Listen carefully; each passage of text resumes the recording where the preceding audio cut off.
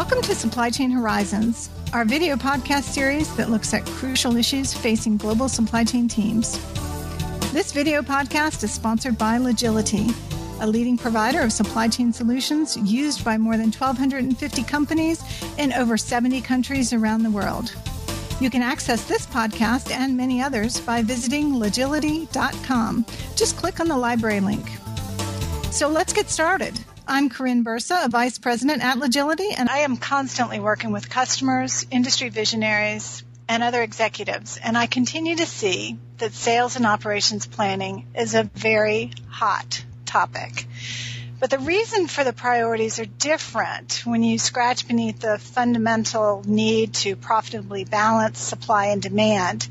And today we're checking in with Dan Gilmore, President and Editor-in-Chief of Supply Chain Digest, which has an impressive following of supply chain executives around the world. Dan, with an audience of nearly 40,000 subscribers at Supply Chain Digest, you're in a unique position to really take the pulse of a wide and influential group of industry experts. Why do you think sales and operations planning has taken on such a high priority? Thanks, Karin. Well, the number one reason is simply results. I mean, you can look at study after study and case study after case study at conferences and other venues, and simply the results that a good and effective S&OP process has on so many supply chain metrics, including customer service levels and inventory levels and fill rates and all of those kind of things, as well as the number of financial metrics. The results just kind of speak for themselves.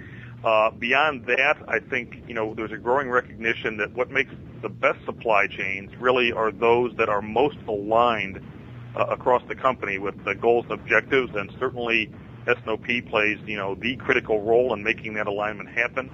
And I think there's also a growing recognition today that, the companies that have the supply chains that can respond the fastest to both long and short-term opportunities also have a real competitive advantage in the marketplace, and certainly S&OP, again, plays a key role in that process. Finally, today, with the hyper-competitive environment we have, the challenging, still economic scenario, whatever, there's just so little room for error in how we manage our companies and our supply chains today, and you're never going to get rid of all the error, but S&OP certainly does a good job of getting rid of a lot of it versus not having S&OP. And so I think for all those reasons and more, S&OP continues to be a high priority for many, many supply chains.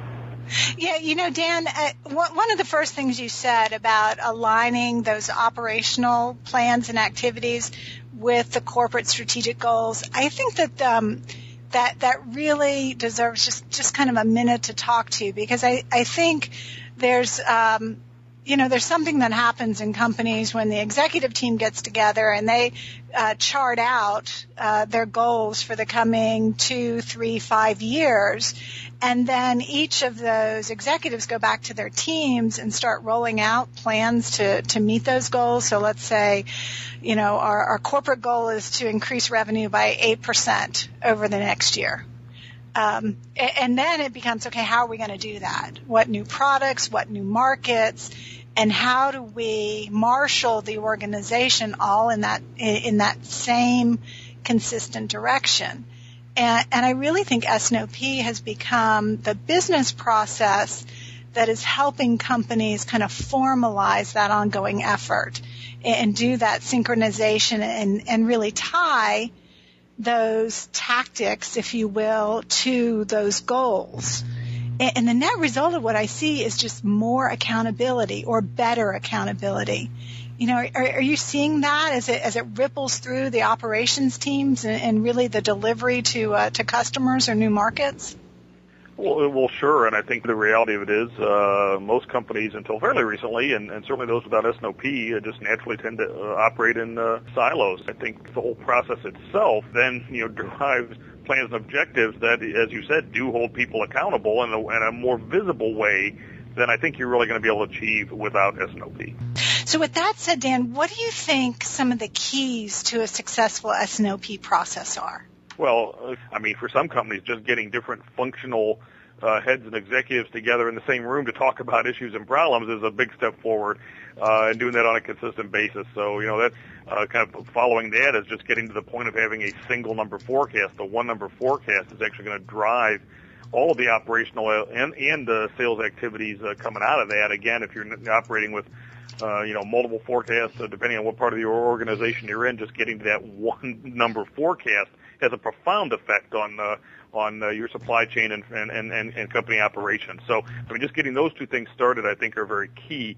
After that, I think the key really is you just got to recognize this as a long, ongoing process to get from the kind of beginning steps I said there to excellent. And I think the key is to not, declare victory too early in the process. You have to continue to improve.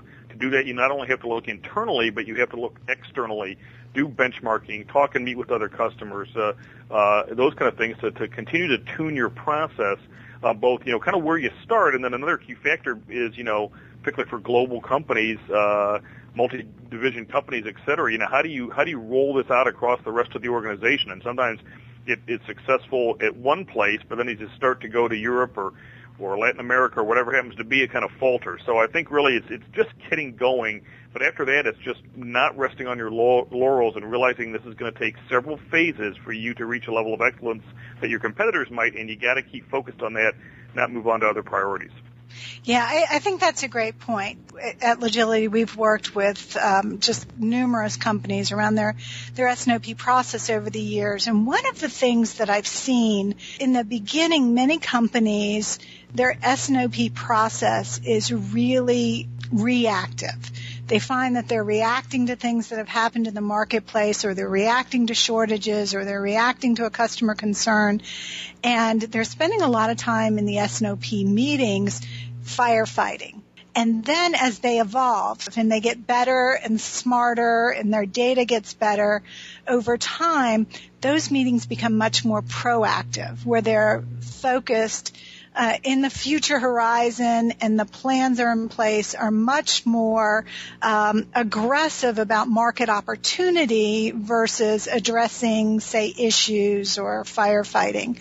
And that's a real exciting transition to see take place. Yeah, I think you're exactly right, Corinne. And we've all heard stories or talked to folks or whatever that, where the S&OP meeting is really the allocation meeting. And, right. And so, it's critical to recognize. Maybe that is where, where as the process evolves, if you're kind of early stages of this, maybe that's where you start. But the important thing is to recognize that's not what it's supposed to be. And it shows you've got other issues and opportunities to solve those allocation issues separately from, but yet feeding into the S&OP process. So if you're stuck in allocation mode at those meetings, it may be better than you had before, but it's certainly not where you need to be.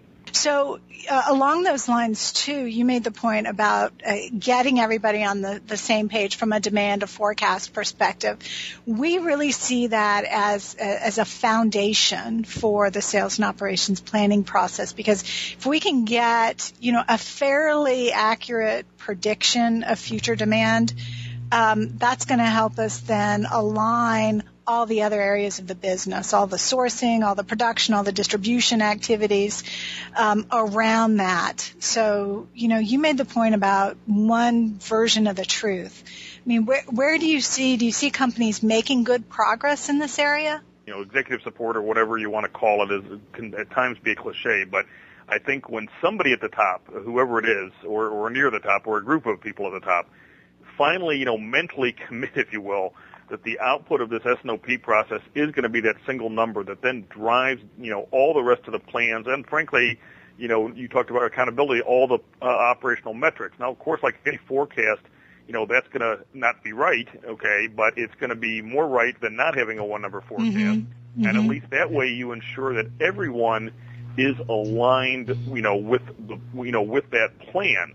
And then I think, of course, the key is, and what you're seeing leaders in S&OP do, is they're now having much more rapid processes for getting, feedback back into that process about what the actual results are, so you can adjust plans and strategies accordingly, even if your forecast or your results are a little off from what you expected. So the speed of that feedback and response loop, I think, is one of the things that S&OP leaders are really working on. And I think that's key. I think the ability to close that loop and understand how well you performed against plan, and then make the adjustments as you continue to go forward, is critical. So, Dan, does technology play a role in that? Some years ago, I guess I'd say maybe some purists that almost, sort of thought, you should just do it with some basic spreadsheets or whatever. those days are long gone. It is clear that leaders now realize that a strong level of both related and specific S&OP supporting technologies is absolutely critical to become, a top S&OP performer.